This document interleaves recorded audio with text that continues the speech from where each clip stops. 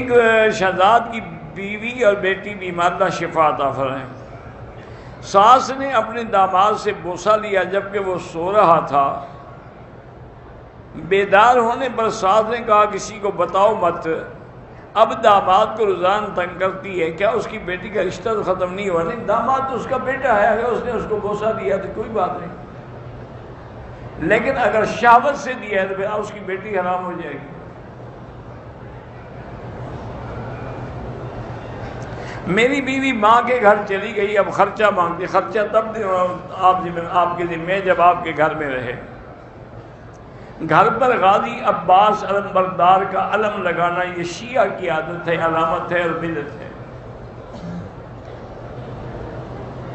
طواف کے دوران وضو ٹوٹ جائے اور بغیر وضو کے طواف کریں، توبہ کرو، گناہ ہے، طواف نماز کے حکم میں ہے، اور پھر باقاعدہ وضو کر کے طواف دوبارہ کریں اس کو قضا کے لیے۔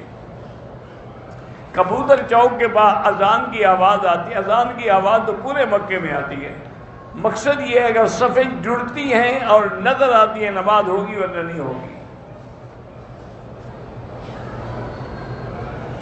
5 وقت کی اذان محراب میں کھڑے ہو کے دے سکتے ہیں۔ پہلے تو لوگ اونچی جگہ کھڑے ہوتے تھے کہ سپیکر نہیں تھے، اب سپیکر ہیں، جہاں مرضی ہے کھڑے ہوں۔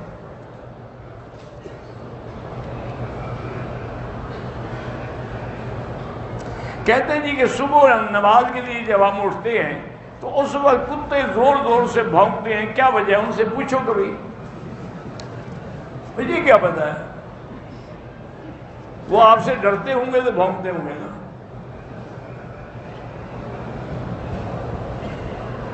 حج کے دن عرفات سے واپسی پر مزدلفہ میں 2 نمازیں اکٹھی کیوں پڑھتے ہیں کہ حضور نے حکم بھی دیا اور حضور نے اکٹھی پڑھی ہیں؟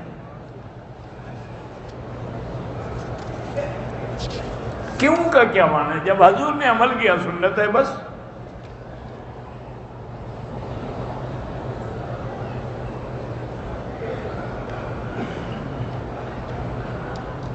میرے ساتھ 2 خواتین ہیں، طواف کرنے کے بعد وہ مجھے ڈھونڈتی نہیں، میں نہیں ملا، وہ ہوٹل چلی گئیں اور احرام کھول دیا۔ خیر عورت کا تو کوئی احرام ہوتا ہی نہیں۔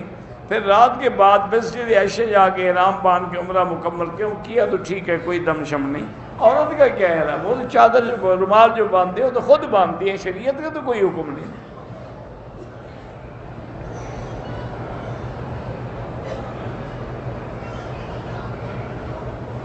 ایک آدمی یہاں آیا عمرے کا رش دیکھ، کہنے لگا کہ ہم اللہ میاں کی شادی پہ آئے، اللہ شادی سے پاک ہیں، توبہ کریں۔ والد صاحب کا انتقال ہو گیا ہے، اللہ مغفرت فرمائے۔ ملازمت میں مسائل ہیں، 2 رکعت پڑھ کے دعا کریں۔ ہمارے بھی ایک ساتھی ہیں اور بڑے مخلص دوست بھی ہیں، مولوی ظفر بلوچ، ان کی بھی آج والدہ فوت ہو گئی ہیں، دعا کریں اللہ مغفرت فرمائے اور اللہ ان کے درجات بلند فرمائے۔ میرے بھائی جاپان میں حادثے میں فوت ہو گئے۔ جاپانی بھابھی 2-3 دفعہ پاکستان آئی، مگر اب 15-16 سال ہو گئے وہ آئی اور نہ رابطہ کیا۔ بھائی کی ایک بیٹی بھی تھی، دونوں غائب ہو گئی ہیں۔ بھائی کی 2 پلاٹ ہیں، ان پلاٹوں کا میں کیا کروں؟ اگر نہ ملیں تو خیرات کر دو، کسی مسجد مدرسے کو دے دو۔ سورۃ فاتحہ کا تعلق بسم اللہ سے نہیں ہوتا، الحمدللہ سے ہوتا ہے۔ جہاد کشمیر میں بالکل جہاد ہے، کافروں سے مسلمان لڑ رہے ہیں۔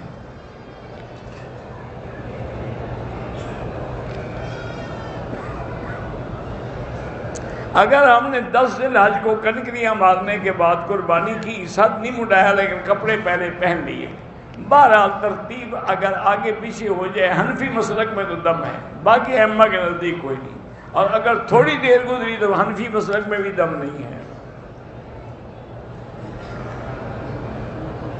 بہرحال اگر آپ کو قطروں کی بیماری ہے تو ہر نماز کے لیے نیا وضو کریں۔ 2 نمازیں اکٹھی پڑھ سکتے ہیں، لیکن حنفی مسلک میں یہ ہے کہ ظہر کو لیٹ کرو آخر وقت میں پڑھو، عصر کو اول وقت میں پڑھو، تاکہ دونوں نمازیں اپنے وقت میں بھی ہوں اور اکٹھی بھی ہو جائیں۔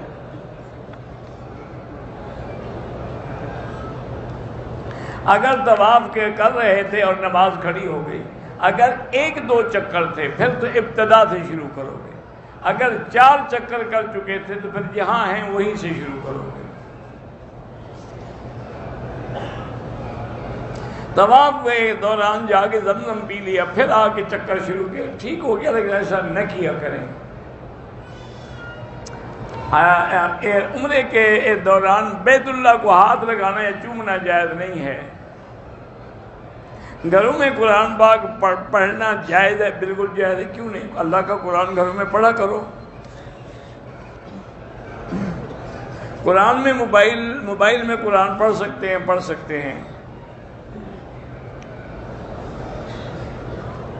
آپ کے پاس جو بندہ، آپ کے ساتھ جو بندہ پتہ نہیں دونوں ہاتھ ملاتا ہے، مجھے کیا ملاتا ہے نہ ملا ہے، تمہیں کیا تکلیف ہے؟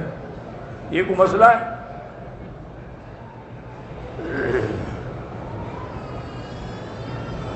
پتہ نہیں کون فاطمہ بیمار ہیں، اللہ شفا عطا فرمائے۔ جو بھی بیمار ہیں اللہ سب کو شفا دے۔ بچے کے بال کاٹنے کی کوئی ضرورت نہیں ہوتی عمرے میں۔ اگر آپ کی بیوی نے عمرہ کر لیا ہے، اب اس کے ایام حیض ہیں، وہ مسجد میں نہیں آ سکتی۔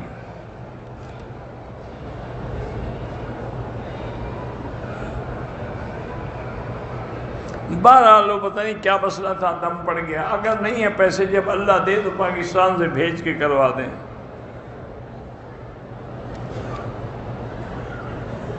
میرے والد حاجی محمد اسلم سومرو کے لیے دعا کی، ہم سب کے لیے الحمدللہ دعا کرتے ہیں۔ اگر احرام کی حالت میں ناک کے کچھ بال ٹوٹ گئے، کچھ بھی نہیں ہوتا۔